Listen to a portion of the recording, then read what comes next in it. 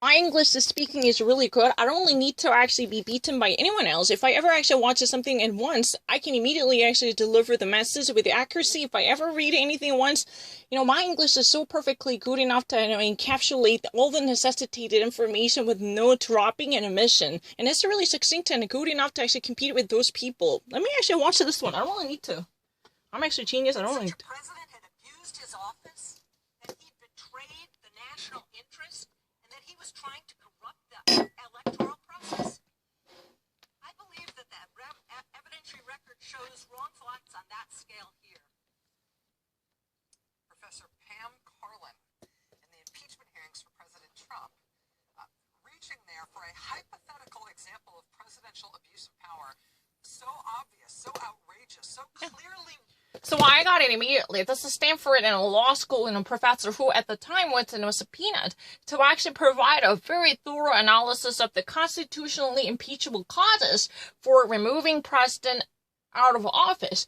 At the time she used a hypothetical scenario in December 2019 when the impeachment process was underway in the House. That's what has been actually said. She literally actually says that if the president who's in power was already detected for abusing the presidential power and executive authority simply in reaching his personal political interest and the gain of political advance for using his own power instead of helping those people who are in need of devastating support from the federal government, then this type of dissonance can be the cause to remove him out of office, because he is more like driven by the self-interest and egoistic motivation not to actually take care of the people who need to actually be his own primary concern, as already, the founders of the document, the most important document, the Constitution, had already envisioned by the time of the foundation and establishment of the nation. That was really the argument given by then. She actually used a very, very hypothetical scenario, saying that if, a hurricane or, devastating natural disasters hit Louisiana or Texas, if you are actually living in Louisiana and Texas, your local governments are banging on the door of the federal government to receive a federal emergency relief fund. But the problem is the federal government, taken by this egregious president, for instance, who might actually, lays out a condition saying that if you actually, analyze the case, that would be, against my political enemy by labeling and branding this person as a very much, evil force in our nation, then I would be very happy to hand out a national emergency relief funds immediately on behalf of your people in those local states. Then how would you feel about this type of a trade-off suggested by the head of the executive branch? How would you actually have a feel about the president who's been playing a political game at the cost of your emergency funds that were supposed to be used unconditionally, coming from the federal government, simply to support and back up the life of a people in danger? What do you actually think about the situation? However, that type of a nefarious impeachable clause, which is not actually detected from this situation, that was what has been actually mentioned by this case.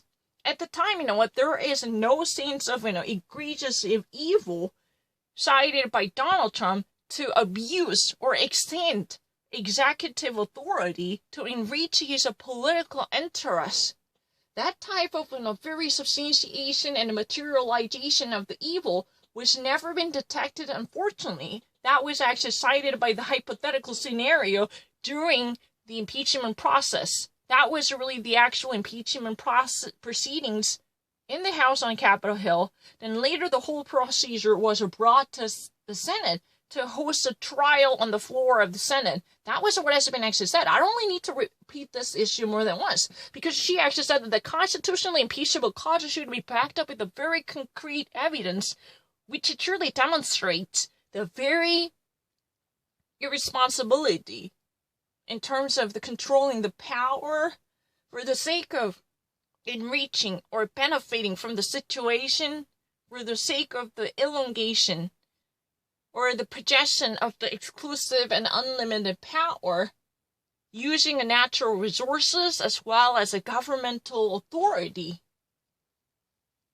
and the national revenues or political clout coming from and originating from the executive power. That's what has been said. But the problem is that there is no sense of detection that might actually evince this type of a crucial bungle up. But the problem is that if you ever actually look into a case of today's own situation in the corona pandemic crisis, this is a very, very accurate estimation. Donald Trump truly failed to respond to any type of emergency responses by giving out a proper relief monies. Right now, he's been actually threatening multiple states, including Michigan and Nevada. They would have never actually obtained anything in the name of the federal government's relief fund if they actually failed to remove this suspicious border fraud, which he would have likely to actually favor his interest by blocking the mail-in ballots. Although mail-in ballots were not really the sent-out papers, especially the case of Michigan, the absentee voting registration applications were sent out.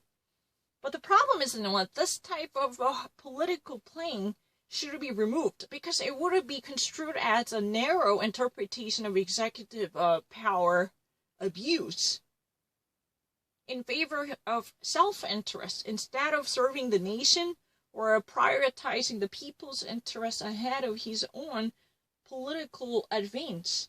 For that reason, this should definitely be cause for impeachment if necessary. As this constitutional scholar of approximately 6 or 4 months ago beautifully cited that. I only need to think twice about anything.